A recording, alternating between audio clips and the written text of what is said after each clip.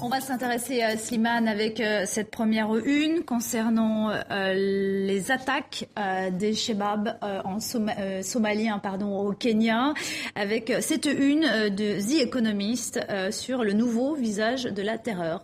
Et oui, le nouveau visage de la terreur, ce sont ces jeunes qui ont attaqué le supermarché de Nairobi et dont une bonne partie vient soit des États-Unis, soit d'Europe, et parmi lesquels il y a aussi des convertis. Et donc le journal dit qu'on a enterré trop vite Al-Qaïda et qu'en fait le printemps arabe qui était censé ouvrir le monde arabe à la prospérité et à la paix a en fait créé un appel d'air à tous les djihadistes du monde entier qui ont déferlé sur les arsenaux libyens et syriens.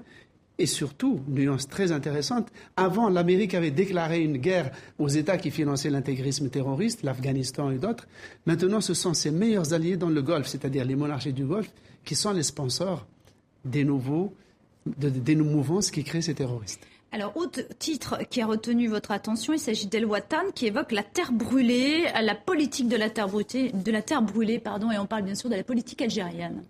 Et oui, parce que Bouteflika, vous savez, il est rentré, on le croyait complètement sorti des radars. Eh bien, pas du tout. Tout malade, presque il est inaudible, eh bien, il s'est attaqué au socle du régime, c'est-à-dire les services secrets de l'armée. Il a déjà mis à la retraite 9 colonels et quelques généraux. Et les gens se demandent pourquoi un homme malade qui ne parle plus s'attaque à la colonne vertébrale du système. Eh bien, l'interprétation, c'est que c'est dans la préparation des élections d'avril prochain, où peut-être va-t-il encore se représenter pour un troisième mandat, ou à tout le moins mettre un de ses poulains pour lui garantir les meilleures conditions de succès. Alors, autre thème qui a retenu votre attention, Slimane, il s'agit de la première rencontre historique entre le chef de la diplomatie américaine et le chef de la diplomatie iranienne. Et oui, et le Haaretz fait un titre assez ironique sur Netanyahou parce que Rouhani a parlé le premier et il a, d'une certaine manière, gagné les suffrages de la plupart des pays qui comptent. Et donc le Haaretz dit que Netanyahou va parler après lui, mais qu'il pourra être aussi brillant qu'il le peut, mais le président iranien a gagné la bataille de l'opinion et que Netanyahou aura du mal à convaincre l'opinion que c'est un menteur et que c'est un personnage retors.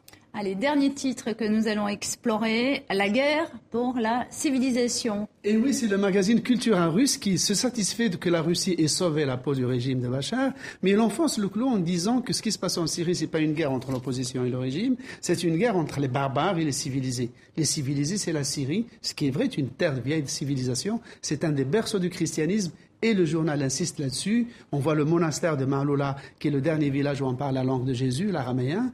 Et donc, alors le hic dans le journal, qui fait un grand éloge de la civilisation syrienne, c'est qu'il met presque ses mérites au crédit du régime, alors qu'on le sait, aussi bien le régime que l'opposition sont en train de profiter du chaos de la guerre pour trafiquer des biens archéologiques précieux pour les filer et les envoyer à l'étranger. Ça, le journal ne le dit pas.